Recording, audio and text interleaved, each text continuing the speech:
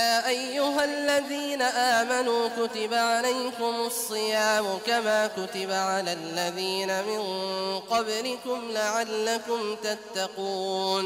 أعوذ بالله من الشيطان الرجيم. بسم الله الرحمن الرحيم. والصلاة والسلام على أشرف الأنبياء والمرسلين نبينا محمد وعلى آله وأصحابه أجمعين. وأشهد أن لا إله إلا الله وحده لا شريك له وأشهد أن محمدا عبده ورسوله صلى الله عليه وسلم ثم أما بعد. Bienvenue à vous mes frères et sœurs dans cette grande aventure que nous allons commencer ensemble, Inch'Allah. Cette grande aventure, ce voyage qui est le signe de l'unité des musulmans dans le monde vis-à-vis de l'adoration de notre Seigneur subhanahu wa ta'ala. Cette aventure, elle se nomme en arabe as-sawm, as-siyam.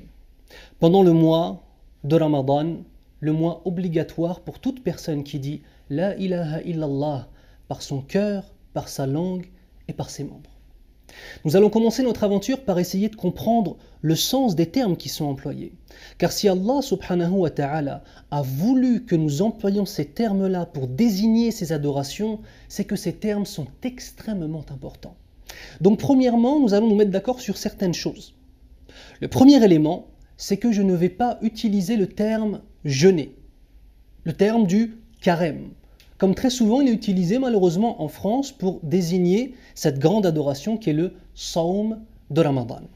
Je vais garder le terme Sawm ou bien le terme Siyam pour désigner ce que l'on nomme en français le jeûne, pour une raison très simple, c'est que le terme jeûne, le terme carême ont un héritage judéo-chrétien et correspondent à certaines adorations chez les juifs et chez les chrétiens, alors que le terme Sawm est un terme qui est pris de notre religion, de notre mode de vie qu'est l'islam, et nous devons de revenir à ce qu'on appelle al-alfaz, c'est-à-dire les mots qui ont été choisis par notre prophète Muhammad ibn Abdillah sallallahu alayhi wa sallam.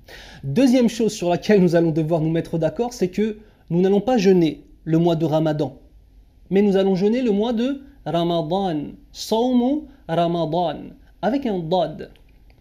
L'origine de ce mot Ramadan est un verbe qui est Ramadan, qui signifie la chaleur extrêmement intense qui se dégage du sol. Et nous avons par cela un hadith du prophète sallallahu alayhi wa sallam qui nous dit Salatul awwabina hina tarmadu al-fisal. Salatul awwabin, dans le sens de la prière, la salat des repentants. Son moment est lorsque le sol brûle les pattes des chamelons. Al-fisal, qui est le jam' de fasil. Salatul awabin hina tarmadu al-fisal. Et on entend dans ce verbe-là, tarmadu Ramadan. De même, l'interprétation du mot Ramadan, les savants ont divergé entre eux sur cela. Subhanallah, il y a 3 paroles principales. La première parole est que lorsque les Arabes ont redonné des noms arabes au mois, le mois de Ramadan est venu pendant une période de canicule extraordinaire, subhanallah, pendant l'été. Ainsi les Arabes, voyant tout simplement qu'il fait extrêmement chaud, ils ont, le plus naturellement du monde, nommé ce mois, le mois de Ramadan, c'est-à-dire le mois où la chaleur est extrême.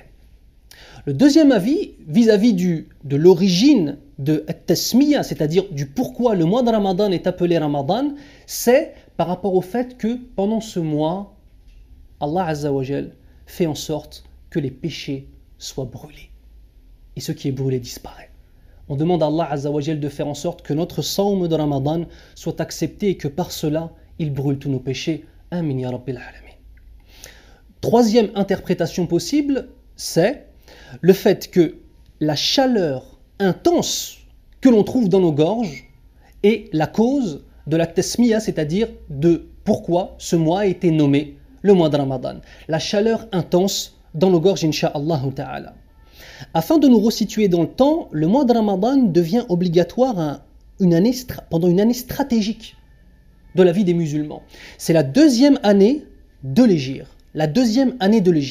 Et pour un petit peu plus nous remettre dans le contexte, souvenez-vous que la bataille de Badr a lieu pendant la deuxième année de l'hégire, le 17 du mois de Ramadan.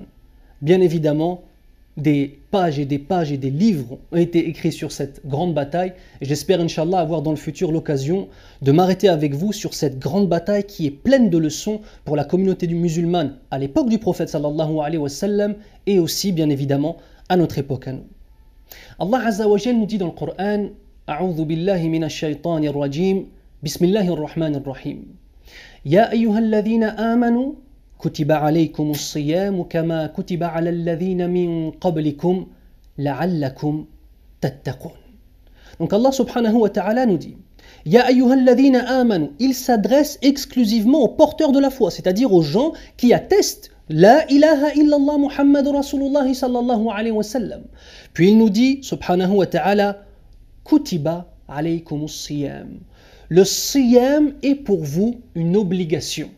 Kama kutiba ala alladhina min qablikum, tout comme il a été imposé obligatoirement aux communautés qui vous ont précédé, la'allakum tattaqun, peut-être, grâce à cela, vous allez atteindre la piété.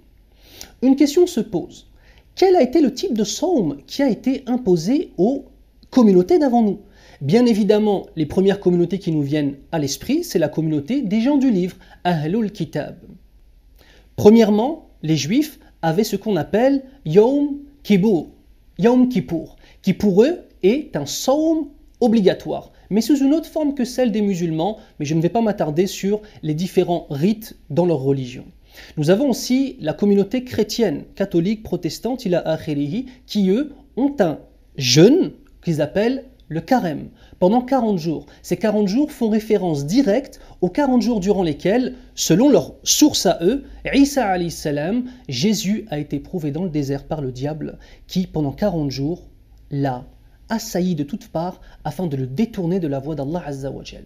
Et pendant ces 40 jours, dans leur référence à eux, le prophète Isa alayhi salam a jeûné afin de résister à toutes ces tentations.